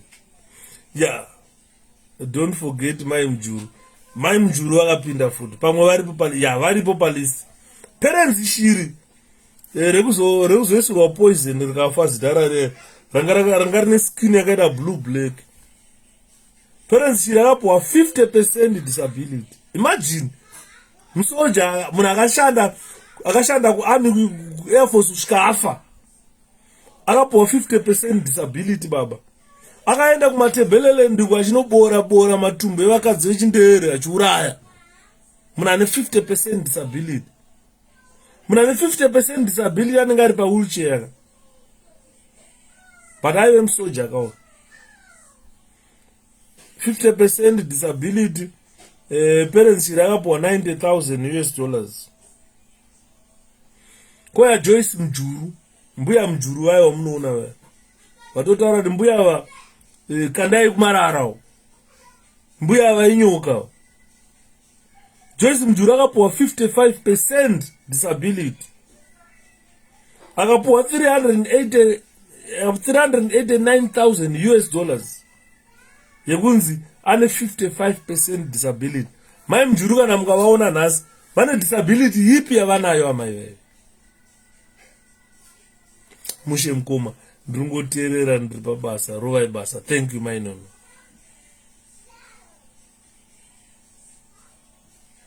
Munhu ane disability 55% haachafambi. Bosi ukadimurwa kachigunwa kanopuwa 0.something% disability kachigunwa yako musoro kuno zviri kufamba here unowa sekuri tribe hanzi mukutipa imwe information yatanga tisingazivi. I know that a lot of people do not know this information. This was a sanction rakaiswa pavana veZimbabwe neZANU-PF. Mbuya wapamuchinguri zimbuya riya ramunoona richinzi defense minister zimbuya riya ukatotasana richifamba because dai vanga mbuya wapamuchinguri vakapiwa 65% disability. Enzwai ndikutaurirei madoctors kana munhu apuwa 65 disability haumbofi wakabvumirwa kurara nemurume because murume anokuvhuna uri mabhonzo. 65 disability uri munhu asichataura asingaite seakangogara pawheelchair ari kuzviwetera achigezeswa achibviswa matuzi. But opamuchinguri ari kutomhanya kunoitwa beyond those mountains nana Chimbetu akuenda kunoroorwa nanzi nani anonzi anuya Kashiri akakarorwa nauyu anonzi Rushezha wacho yeye mbuya muchingura. Mama boyfriends atichaverengi ndorwadziwa kana muchitaura nyaya yafadzai muchitadza kutaura nyaya yambuya muchinguri vakabaya tongogara. Ndo mbuya vanotaurwa kunzi musi wavanofa, that is the only first day that she slept alone the rest of her life. Mbuya muchinguri musi wavanofa ndopachapupurwa unzi ndozuva ratatanga kuona mai avo vakarara vakaita straight makumbo vakarara vega. Vanhu vaiva kuti kana vakunovigwa mahiro aya anofanira kugadzirwa kofini rakaita wai rimwe gumbo monoisa mukofi, nekuti mukamufusira akabatanidza makumbo anda chipoko chakaipa. Kana ngomutengera zidhildo monomugadzikira mukofini zvoenda zvakadaro. Ndo kunonzi kuvigwa negonzo. Vanhu vakuru vanotaura pachikuru ndokunonzi kuvigwa negonzo. Hanzi mukoma ida sorry kuva off topic, tibatsirewo pana John Houghton. I think for another day maisekwe tozobatsirana on another day. Ngatimbopedzai panapa. Ngoma Shapiro Ernest zviri sei ndopa vanofamba vachiti masanction vakaba mai vai mbuya vai vakaba mari vai bozi vakapuwa 65% disability nobva 478,000 US dollars. Imbavha wewe. Mbavha chaicho zvekuti kana ukaibvunza disability yako ndei, haana kana disability anayo. Anenge achitokecha ipo paya. Saka zuva rimwe izuva 1. Zuva rinofambuya muchinguri ndo zuva chete ramunoona vakavhara makumbo. Vakarara vega. She has never slept alone the rest of her life.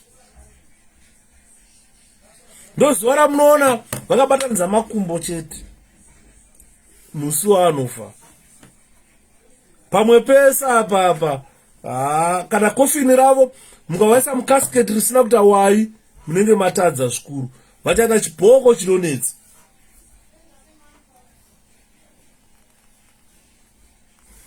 Pamakande avo ndiri kuya kumakande maimanzi. Ndarisirei nendiri kumaimanzi. Saka tabva pana mbuya opa rushesha muchinguri kashiri chimbetu tongogara mugabe mapepa. Mbuya vapanouya hanzvadzi yaGrace Mugabe, sekuru vake Eustace. Avanhu avaimbavha ainzi 𝗲𝗲𝗲𝗃𝗲𝗃.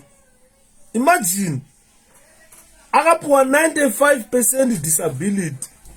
Out of that 95% disability, 𝗲𝗲𝗃𝗲𝗃 akapuwa 821,000 US dollars. Kana ndo mari Mugabe akaroora Grace here, because 821,000 haisi mari yekutamba nayo. Vaichema mazano kuti tsvangirai wabvisa 35,000 yekuroora lokati. 𝗲𝗲𝗃𝗲𝗃 akapuwa 95% disability, akapuwa 821,000. Vanga vari tsano vaMugabe, varidzi venyika. Kuba kunosvika kunonyadzisa kudai so. Apa list randinaro so far vari kutaura vanhu vakapuwa mari dzakakura stereki. Vamwe ava vanga vasati avapawo.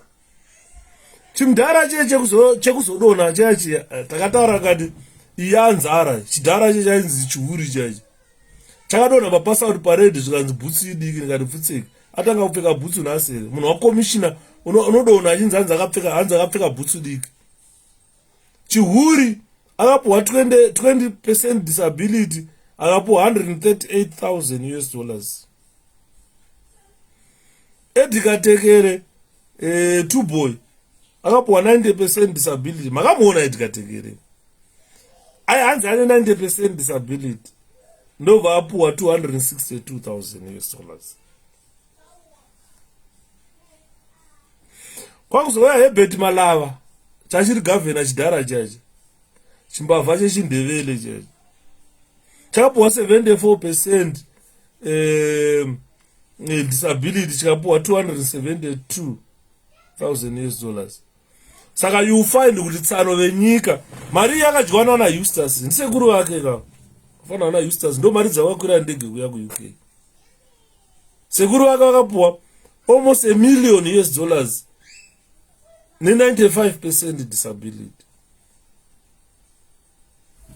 Chinorwadza nechekutaura kuti mbavha idzodzidzi, not even one of these thieves was prosecuted. And this commission's findings were made public, but no prosecutions were done. So the failure to punish the culprits was largely been perceived as a betrayal to the people of Zimbabwe. This was a sanction to the people of Zimbabwe. Unjani budi yapila tototai yapila mfo yapila. And more. So it will also be observed that some of the politicians were implicated in this fund saga, were also implicated in other scandals, and will be covered, and they were covered in that report. So the looting of the fund, as I am saying, as I always say, that the looting of these funds, it must be revisited. and cow priests must be prosecuted and made to refund the state Maria vakatora, because they don't have any disability, but they were just thieves. So Zimbabweans must edikatekere pamwe yange iri yecastration anga akabviswa anga akachekwa here mudhara uyo. But I think plus futi kune vanhu vanofanira kucastrate ipapo, not just vanatekere. Izvozvi ZANU-PF tine dzimwe mbeu dzinofanira kucastrate.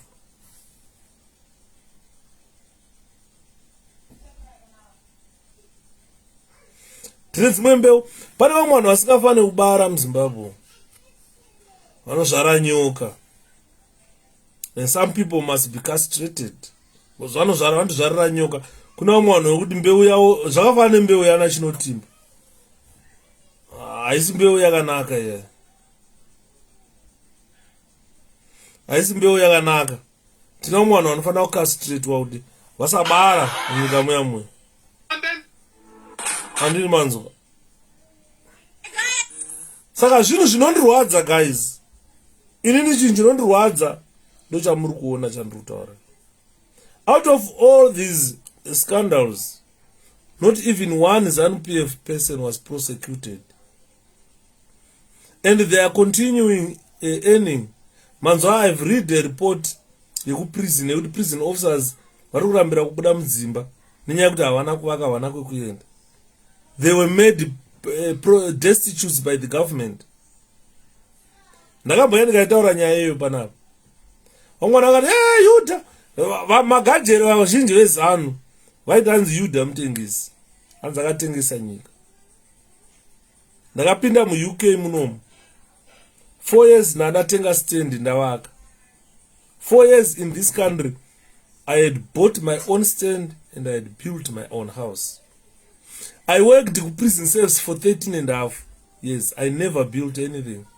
I never had money to buy stand. Kana utenga chidini. But when I came to the UK 4 years time, I had built my own house. So I'm telling those still serving in the army, I'm telling those still serving in the police force, I'm telling those in the prison services that you can still be like Shepherd Judah. Just be brave enough to confront the beast. Inini, I never looked muupenyu kuti ndichaurayiwa. A lot of people indeed uchaurayiwa. And I knew one day I will be killed or I will die. Zvakangofana nemusoja ari kuZimbabwe. Just know it. You will never leave this world. Uchifamba nemakumbo ako, you will die. Uchafusiro. Mugajere wese ari muZimbabwe must know the end, his ending is a grave. Apana kwa uchatiza nako rufu harutizike, uchafa chete. Asiko yapita pamire yekunzi akaurayiwa naMugabe because of grace ndeshwere. Ya mai vacho vaizvita havakapedzisa, vanhu vazhinji vakafa vakawanda. Vamwe vakaenda majera, ana Kuruneri vakapinda majera. Ndakanzwa akazofa. Vana Makamba vakatiza Zimbabwe namai vayo. Amene kuti munhu akanga anyengerawo Mugabe uri rakadaro kuti anga aone. Takaenda kuHirozeka kunoviga brigade yaGumbo 1999. Tiri kuHirozeka kuya. Tapedza kuisa Gumbo mukofini muguva. Takatendera tichingoona magama, makwai magambo. Apa ndopakarara Muqabuko, apa ndopakarara vanani. Sabina Mugabe uyo akabva auya. Ndobva anopfugama pagwara Salim Mugabe akachema wi Sabina. Tatakamira pasai takatarisa Sabina achiunga achichema. Achiombera dai sari muroora. Muroora sari kani maiwe. Wagumbuke. Boroba asina chiremerero. Arongotukwa kana nevana vadiki naisari muroora. Dzora moyo wako. Kati mbuya vari kuchemera paguva.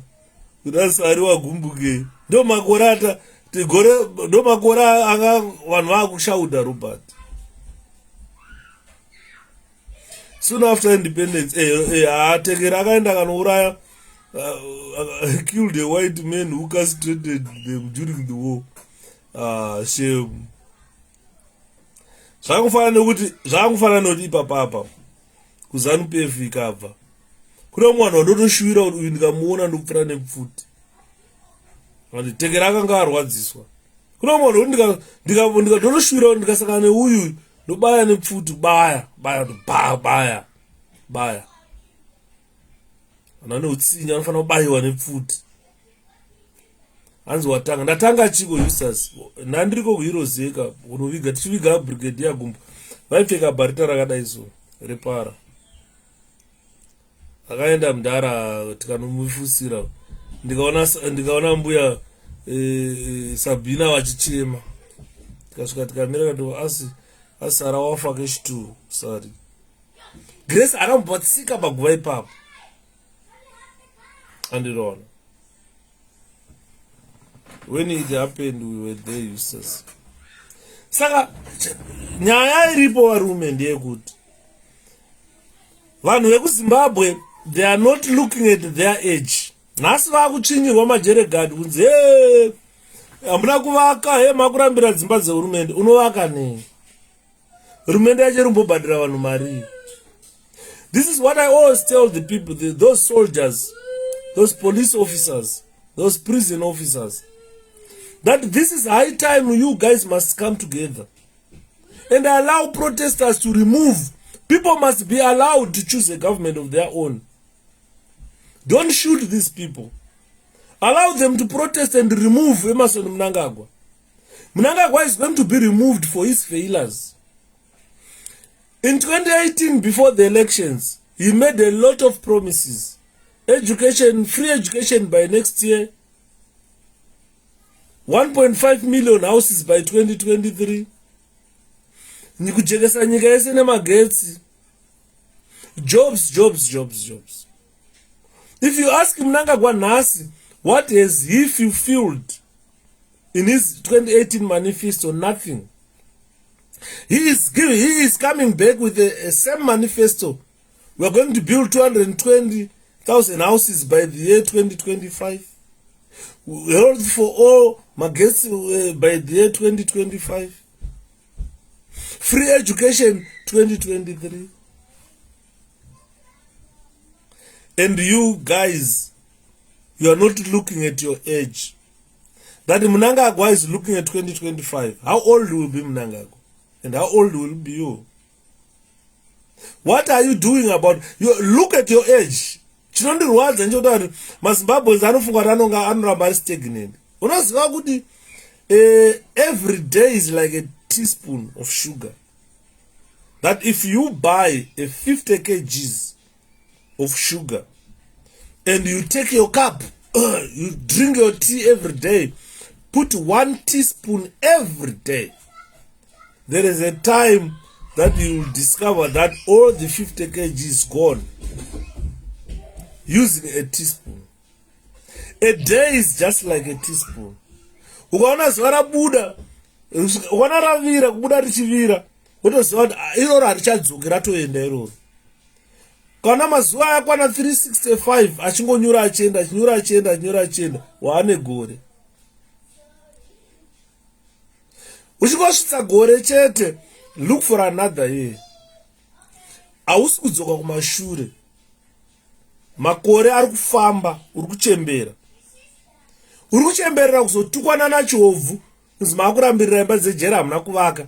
Munhu akashanda 20 years kuarmy akafeila kuvaka akauya akatanga imwe contract futi neprison. Ndiye akukutsvinyira iye. One contract akashanda 20 years muarmy couldn't buy a house. Couldn't even send his children to school. Akabuda nekarengi kakaptain akatwa one up with a major. It's so pathetic, so pathetic. Ndo vanhu vari kukutukai vane mapension 2233 vakapuwa war compensation fund vakapuwa 50,000 ari kutuka iwewe wakangotanga kuhora kasalary uchiti nhasi left right left obva wanzi kasalary kechikurutu weta 25 years hanzi vakaimba nekasalary kako. Saka the problem with our soldiers, police officers and prison officers, Air Force, you are not looking at your age, guys. Ukaona wasvika, ukaona wakazvarwa, a good example, when you were born in 1922, today you are 100 years old. Iyo inonzi overtime yekurarama.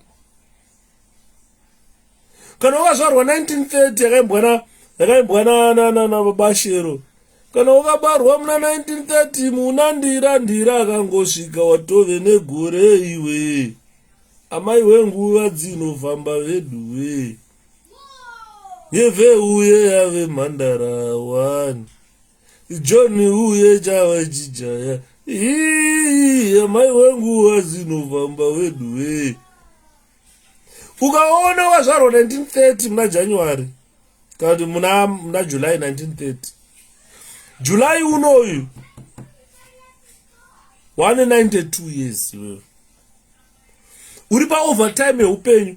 From 92 years zvichienda utorarama overtime. That is fraud, ukubira Mwari. This is time to go. Anditi mona, because nguva chaichaya unofanirwa kuchienda. Ukaona wakazvarwa 1941, ukaona wakazvarwa 1941 July kusvika nhasi unoyu na July, you are 81 years old. Kubva ipapo zvichikwidza kusvika kuma 91 years old ikoko, iyoyo age iyoyo ibye. Bye-bye izalakuhle, goodbye baby. Unofanirwa kuona kuti age yavo dzapinda vana Mnangagwa.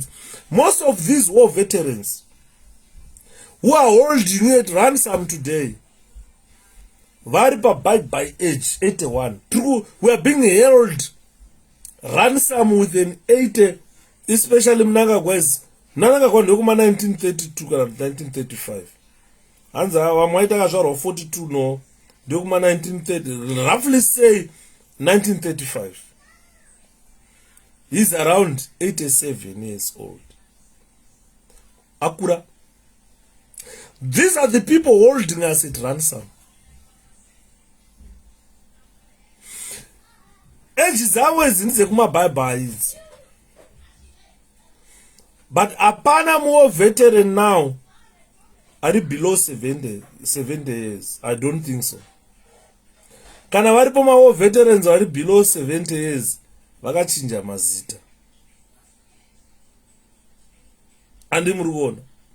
Because kana takuti munhu is aged, tikatanga pa vanhu vane 73 years zvichikwira, munhu akazvarwa 1949 July ane 73 years. Vopa 73 years kunosvika kunana 80 years uku, kune vanhu vakazvarwa muna 1942. Vakura vanhu ava. This is age yatoti aged. And those people who are holding us at ransom. Pakapera hondo, most of these guys vanga vari kuma 30 years, 28 years. Mnangagwa anga ane 37 years. Alright, ngati calculate. Anga ane 37 years achita minister in 1980. 43 years down the line, akuzvita ane 80 years. Vakura. These people vangadai vakumamisha vachitamba nevanhu nevazukuru. Vatsave harawa. Vazhinji vacho dementia. Thank you so much. Vanohumana. Ukanzwa Mnangagwa achitaura unyatsona kuti chatyokera. Ndakaona Mwari vakagara pasi pemvura, hanzi vachiziva mushana uri pasi pemvura. Ungazoziva mushana uri pasi pemvura. Iyo ndio inonzi dementia. Vanhu ava vakura, ndo vari kunzi vari kuma vakura, vatoti vakura. Kozi ava vari kukura, vanhu vanotanga kubva kuma 1960. Vanhu vatanga zvarwa, munhu akazvarwa 1961 is 10 years older than me. munhu iyeye ane 61 years July uno ndo batanga old age kusvika kuma 72 years vanenge vakura. Munhu akazvarwa 1950 is 72 years old today, vakura. Vanhu vatava kutarisira kuti ava vanhu ava ndo retirement age. Kune nyika dzino idzi munhu anenge akura 61 years munhu anenge adhonza. Kozi age dzedu isusu vana shepherd vanhu vakazvarwa 1971 zvichikwidza tiri reconciliation and amendment. Kana wakatadza kutenga imba wapinda age amendment and reconciliation, ndo nguva yekugadzirisa upenyu kubva 51 kusvika 60. Kana watadza kugadzira upenyu hwako ipapapa unoziva kuti kufa urombe.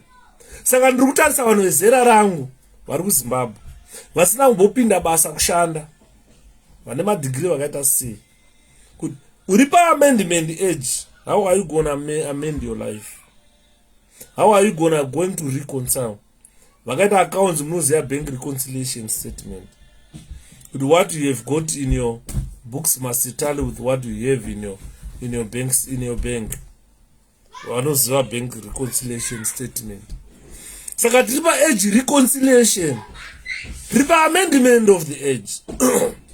51 to 60 is a critical age in the life of every human being. Manje tesichagone kusimuka mabvaya akurema kana kumhanya chaiko 2 meters unenge usichakwanisi. Imbotarisai sekuri guti chinganga chacha chekuzayoja chinonzi guti che. Imbochitarisai hanzi chiri exercise chichimhanya, munhu ari kuchiexercise ari kufamba icho chiri kumhanya but speed yake akwanisi kupfuura munhu ari kufamba. Kuparara ikokuya. Hanzi ukanzwa mudhara wese anotaura achiti gara zviya chakati chinonzi chi haachatozivi. Makambonzwa chiwenga achikota bhaibheri musi uno? Ndakaseka ndikati ndozvikudiwa naMwari here, ndozvarongwa naMwari here zviri kunzana najava. Hanziyo kana Mwari wazvibvumira unozviramba ndiwani. Tapiwa zviri sei mwana wamai? Saka what people should achieve, tine stage inonzi achievement and fulfillment stage. Ukaitadza iyoyoyo unopinda kuamendment. Kubva 41 kusvika 50 years unenge uri paachievement and fulfillment stage. Ndopa unofanira kubuda umbinga wese, ndopa unofanira kunakidzwa neupenyu apo. Vanoroora vakadzi tutu, vanoda vakadzi 10, vanoda kuita mari, vanoda kuita age iyi 41 to 50 years ndo age yaunofanira kuachieve. Vanoda kuvaka misha, vanoda kuvaka dzimba, vamwe vakatadza kuroora mudecision making age ndo vanofanira kuwanikwa vari vachiroora ipapa ma41 42 zvichikwidza uko uchiroorwa kana kuroora. Ukaona wapfuura ipapapa unokomba, ende kana wakomba derera rakakomba ronesa kumedza. Guys, I'm talking about those people who are in the army, police, prison. Most of you guys who are in this achievement age, from 41 to 50, ukaona nerengi iri nani commissioned ipapapa, ziva kuti you have wasted your time in the prison services, in the police force and army. Vanachobvu ndo maage avakabuda nawo kuarmy vachazotanga new life kuprison. They went into an amendment and reconciliation age to start life. Saka unenge usati wafeila hako but mari yako yauri kushanda, because retirement age yeprison 50 years, yekupolisi 50 years. Unenge usati wanyanya ufeila but kana usina chawakavaka ipapa pa ages zvavharana. Indakasiya kuprison ndiyo 38 years. Ndandiri decision making stage. This is why you see in my decision making stage I opted to have degrees. Kuti ndakatadza kuita madegree ndiri commitment and determination stage. So I'm decision making stage. Can I hurry to have some degrees? Zekuti kana ndikazoenda kumba nendiri consultant chingoitawo zvanenge nchiita ndakagara pasi. Unosvika 100 days uchidya mari. Andimona. Saka chandaa kuchemera vanhu vari mugroup rinonzi adolescence and studies nevanhu vari commitment and determination stage. Nyika ikaramba iri mumaoko eZANU-PF, your life is doomed. What do we need to do? We need to come back together. Forget about the toddlers and supervision age. Ava havana basa. Tiri these people in their adolescence and studies, especially those vakazvarwa kuma 2005 vakuma 17 years kana va 2004 vari kuma 18 years ava vakuvhota. Mwana akazvarwa 2004 akuvhota. Boss was 18 years now. From vanhu vese vakazvarwa 2004 zvikwidza endai munoregister kuvhota, because upenyu mazuva aya anomanya, upenyu hunomanya. You regret zvandiri kutaura izvi.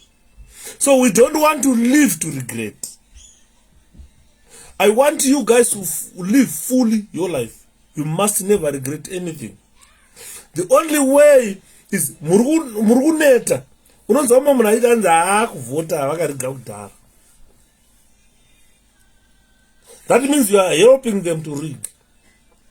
Inini pandakatanga kutaura verse day 1 chitaura. Ndakataura zvema-elections ana basa nazve. Chandine basa nacho is to protest and remove ZANU-PF government. This is what is needed. This is what is required at this juncture. Chiri kudiwa kubvisa ZANU government.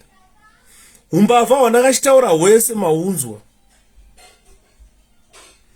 Hwese umbavha hwandakachitaura maunzwa.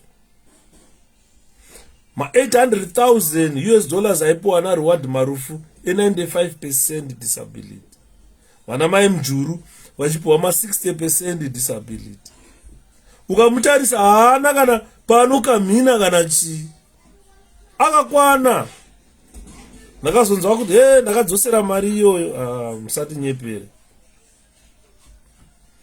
Ona dhirihora iro vanogara mudhiriho, dhirihora rembanje vanogara mudhiriho, dhirihora iro vanogara mudhiriho, dhirihora rembanje vanogara mudhiriho, vakomana vanogara mudhiriho, dhirihora rembanje vanogara mudhiriho, musatambe navo vanogara mudhiriho, dhirihora rembanje vanogara mudhiriho, dhirihora vakomana, dhirihora rembanje vanogara mudhiriho, vakomana vanogara mudhiriho, dhirihora rembanje vanogara mudhiriho, musatambe navo vanogara mudhiriho, dhirihora rembanje vanogara mudhiriho, dhirihora vakomana,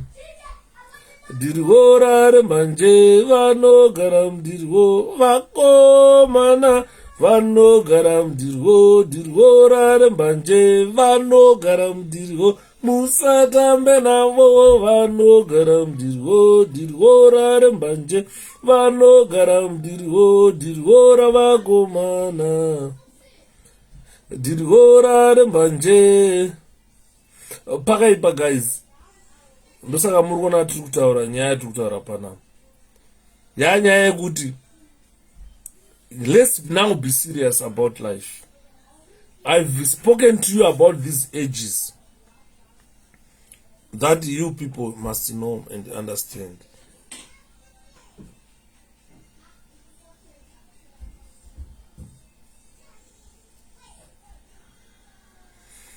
I've spoken to you guys. You guys must understand. Mukasadaro, I don't know. Kuti turubva kupi nenyika, turikuenda kupi nenyika yeZimbabwe. Nyika yeZimbabwe inyika yedu tese. Haisi nyika yekuti vanhu vanogowana upfumi like this. Vamwe vanhu vachishaya kupuwa kana sendi munyika. vanhu vachitambura munyika. Guys, ndosaka mwana ndataura ndikati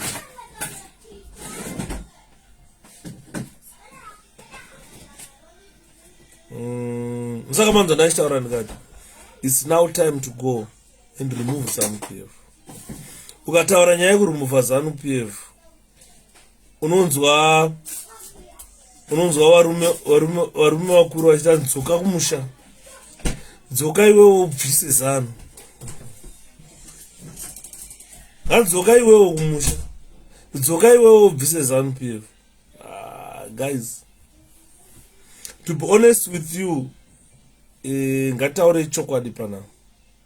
Inini saShepherd Youth ndakauya munyika munomu ndisina kana degree, ndikatanga kuverenga kuita madegree. Ndakauya ndisina imba, ndikatanga kugweja kubata ndikatenga stendi ndikavaka imba. Ndakauya ndisina chandinacho. Saka nyaya yamuri kutaura yekuti dzoka iwewe utibvisire ZANU, imi makarara. Guys, are you contented with the type of life you are living in Zimbabwe? Are you happy with the type of living you are living? Upenyu hwenyu hwamuri kurarama kuZimbabwe, muri happy nekurarama upenyu hwakadaro here vakomana?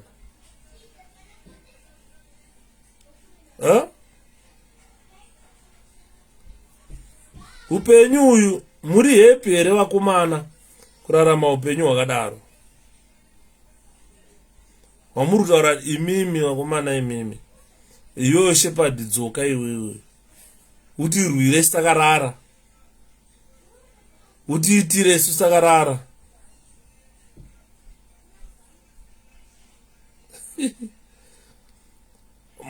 Mune chokwadi ndoya kuUK ndodzidza ndodzoka kuZimbabwe, imi makagara chete ndokuitirai mhirizhonga, ndobvisa hurumende yeZANU, imi makarara chete. Vakomana, I'm serious. I'm serious zvachose. You need to be serious, you guys. Kuve serious chaiko you need to be serious. Inyaya yekuda kuitirwa nana Shepherd dai mamboisiya. Maisa musoro pamwe chete, upenyu ndehwako, nyika ndenyi. Inini kana ndikarega kuya zvitanhoizi panapa handirari nenzara, hapana pandokushita nenzara nehongazi, hapana. Ndikachembera ndiri muno munyika munomu ndopuwa rinonzi free bus pass, handibhadhare bhazi, handibhadhare chipatara, handibhadhare accommodation. Ndenge ndiri pandogara nchimuka nchinowatii nchirara. Iwewe unodzokera machonyonyo usagone, because type of life inenge yakurarama ufana mutaona uchabatana nayo. Vanenge vakurarama fast life, unenge unodzirwa nendove uri kumusha uko, wadzokera unochera mvura mutsime. Chaunenge wakuita ukamuka kusena uchakwanisa kana kuenda kumunda unorima, unomuka kusena umira pamba wakatarisa pachuru utsvaga kuti guva rako utsvaga pekuchererwa guva every day. Unenge uri uncertain of living. Am I going to live? Ere mbanje ndakarasikirwa nasekuru wangu gore rakapera, hanzvadzi yamai vangu inini vakashayika gore rakapera muna April. Sekuru dzangu idzodzo idzo dzaibhema mbanje, mai vangu vaiseka. Every time inoyanzvadzi yavo kumba mai vaifanira kuseka. Zvikanzwa mbona sekuru wako here, ndikati aiwa mama, zvikatasa maso avo akange munhu akaborwa netsono tumasotodzoka tadiki kudai nembanje. Ndai ndikadzibvunza sekuru wangu, mai sekuru was so open kwandiri. Ndai ndikavabvunza, sekuru chii? Hanzi dzinorapa, hanzi mbanje dzinorapa. Ndaitadza dzinorapa chii? But mazuva adzakaparara sekuru dzangu, dzakafadza sizvimba musoro, dzikagara so dzaizvimba musoro. Handina kuona pakabatsira mbanje kuvarapa kana kuti anything. Andiri maona.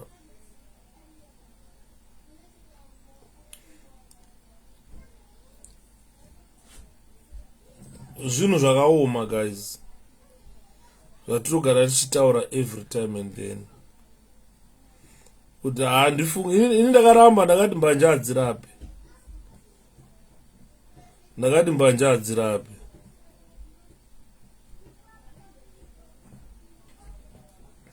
Ndakati mbanje ndakadziramba ndikati mbanje hadzirape. Dai sekuru wangu waripo wari wapenyu.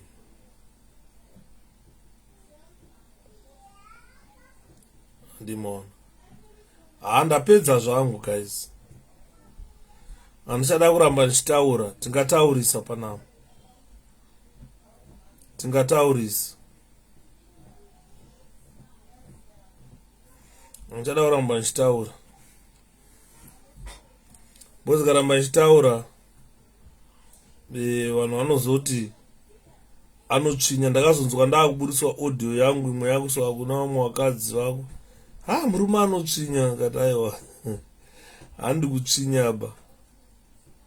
Asi kutaura chokwadi. Choti tionesane. Tikada kutionesana vanhu vakuti kutsvinya hakusi kutsvinya kuonesana. Kuti onaiwo.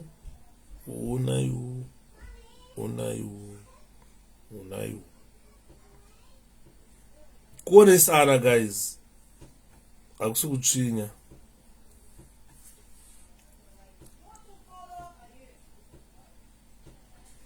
Ndatopedza. Ndimbonotsvaga chikafu nekustafu. Dzinorapa ukasanganisa nezvimwe zvinodhaka. NHS vari kutoshandisa mbanje kune zvimwe zvirwere. Zvirwere zvakaita sei 𝗃𝗵𝗲𝗃𝗍 ndoda kuziva. Because handifungi kuti sekuru vangu ungadai vakafa dai dzairapa. Because mudhara wacho aiti kana akatanga kudzinduda so kana newe unoti mudhara akunduda fudya pano. Midzanga yaimuna yacho kana newe waisarenda. Isa tingoona kuti kuwe. Handizivi kuti mazvirwere zvakaita sezvorapwa nembanje. Ndiriora vakomana. Ndiriora rembanje. Iyo vakomana vanogara mudiriwo. Ndiriora rembanje vanogara mudiriwo. Ndiriora vakomana. Ndiriora rembanje. Ona ndiriora iro. Ndiriora rembanje. Vakomana vanogara mudiriwo. Ndiriora rembanje. Gara mudiriwo. Musatambe navo vanogara mudiriwo. Ndiriora rembanje. Nogara mudiriwo. Ndiriora vakomana. Ndiriora rembanje. Vanogara mudiriora. Vanogara mudiriora. Vanogara mudiriwo. Ndiriora vakomana. Ndiriora rembanje. Ivo vakomana. Ndiriora rembanje. Vanogara mudiriwo. Musatambe navo vanogara mudiriwo. Ndiriora rembanje. Vanogara mudiriwo. Ndiriora vakomana. Hanzi toda kuzivawo kuti dzinorapei mbanje. Ndozvandiri kubvunzawo kuti tibatsirwe. 𝗃𝗵𝗲𝗃𝗍 vanenge vanoziva. Ini handizivi zvangu because handina kuona help yadzo kana zvadzorapa. Tongonzwa vanhu vachidzorapa. Dzorapa. Tibatsirwe nai. Good night. Kasira urara nhasi. Ndane mazuva ndisingarari guys. Kasira nhasi nimboti. Sorry guys, ndisandapedza. Vanhu vaisa mari dzavo dzematiketsi. I will start dispatching your tickets tomorrow. Ari kuboma tickets acho. So far 10 tickets left. Kunoona Dr. Tafire Nyika Mukanya mapfumo. Daina ndavafonera kudhara. Daina ndavaudza kuti mudhara ndichakufonerai. Regai ndisendere message ndoudza kuti can I talk to you tomorrow same time. Kana dzabvuma hadzirambe zvadzo. Because munhu wevanhu uya. Ndakambozitaura mumwe musi kati you don't own your life mudhara. We own your life. Uri munhu wedu. Ukuthi pechero patada utoda uya uimbe unozoimba mudhara. Badzafanira kuseka. Nekuti honestly dzedu ziyadzi. Ndedzedu. Ndedzevazi maZimbabweans. Zvakawanda chapiro like cancer, chronic pain, depression. Vanoshandisa medical. Alright. I didn't know. Saka ndine chronic pain. Ndichatotsvaga nombopema. Kana pana nadzo mbonipayo nomboona. Mai mwana muri avo, mai mwana muri avo, mai mwana muri avo, mai mwana muri avokado vadhara. Mai mwana muri avo, mai mwana muri avo, mai mwana muri avo, mai mwana muri avokado valembe. Mai mwana muri avo, mai mwana muri avo, mai mwana muri avo, mai mwana muri avokado vadhara.